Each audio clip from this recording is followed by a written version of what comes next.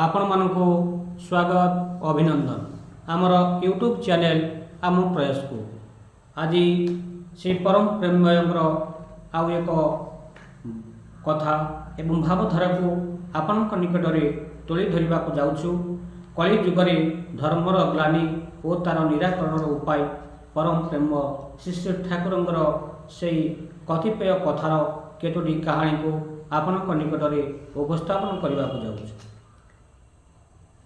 श्रीमद् भागवत द्वादश खंड द्वितीय अध्याय शुकमुनि परीक्षित को कहते कलिजुग आगमन में धर्मर विधान एहिपरि हेब यथा ए जुगरे सत्य दया क्षमा आदि सद्गुणर ग्लानि हेब एवं धर्म मार्ग को मनुष्य माने आदर करिवे नाही। धर्म हानि हेले आयु बल क्षय हेब और अधर्मी जनक संख्या वृद्धि हेब। धनी और बलवान व्यक्ति समाज में आधिपत्य करेंगे। विवाह क्षेत्र में विभ्राट घटब एवं कन्या इच्छा मुताबक वरण बर करिब। कुल विचार रहिबो नाही। वेद प्रदर्शित मार्ग को लोके त्याग करिवे। न्याय अन्याय विचार रहिबो नाही। केवल नाम जश कामना रे धर्म आचरण करिवे और शास्त्रादि को अनर्थक बोली भाविवे। मही पापग्रस्त हेब प्रजा माने दुष्ट हेबे और ठीक समय वर्षा हेब नाही। तेणु दुर्भिक्ष देखादेव। राजा माने दस्यु परि कार्य करिवे। चौर्य हिंसा मिथ्याभाविता विश्वासघातकता आदि मनुष्य को प्रभावित करिव। से जहाँ इच्छा से वृत्ति को अवलंबन करी जीविकार्जन करिवे। वर्णाश्रमर विभ्राट घटिव। जे सतपथरे चलिव ता कथा केही मानिबे नाही। छंद कपटता माया और मिथ्याचार रे पृथ्वी भरपूर होइजिव।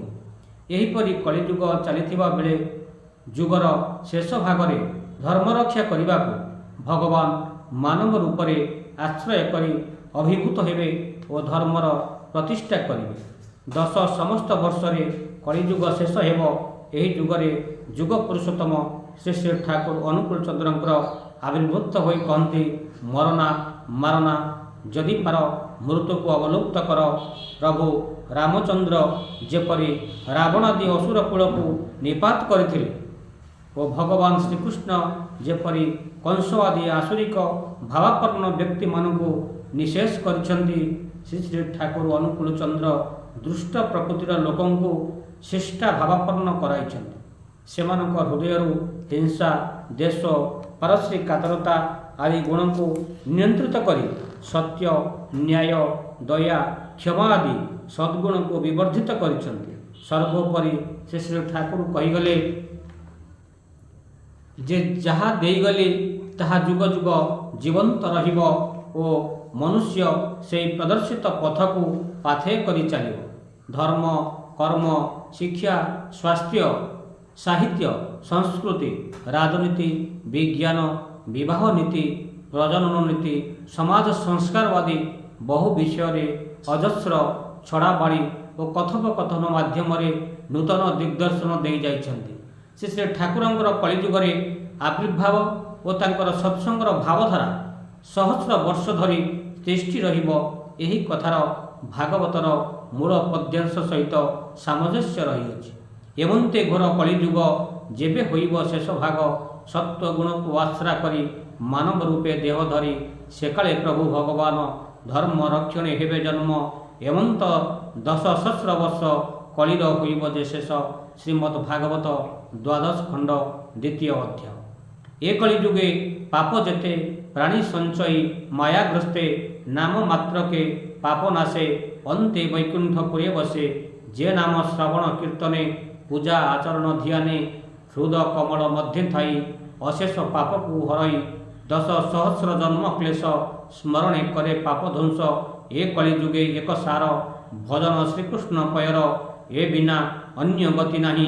भज सृजने मन देई सत्य जुगरे ध्यान फल त्रेतरे यज्ञादि सकल द्वापरे हरि पूजा ज्ञान कलि जुगे नाम कीर्तन। श्रीमद् भागवत द्वादश खंड तृतीय अध्याय। सुतरां सत्य जुगरे ध्यान धारणा त्रेतया जुगरे यज्ञादि अनुष्ठान द्वापर जुगरे हरि पूजा और कलि जुगरे नाम संकीर्तन माध्यम आध्यात्मिक भावर परिप्रकाश हुए और एगुड़िक नित्य अभ्यास कले सद्गुणर विकास हुए। श्री श्री ठाकुर सत्संगर भावधारा नाम ध्यान नाम जप भजन और नाम संकीर्तन उपरे बहु गुरुत्व देइछन्ति। ताहा आज आम मानक पई प्रयोज्य। रहुछि। जय गुरु।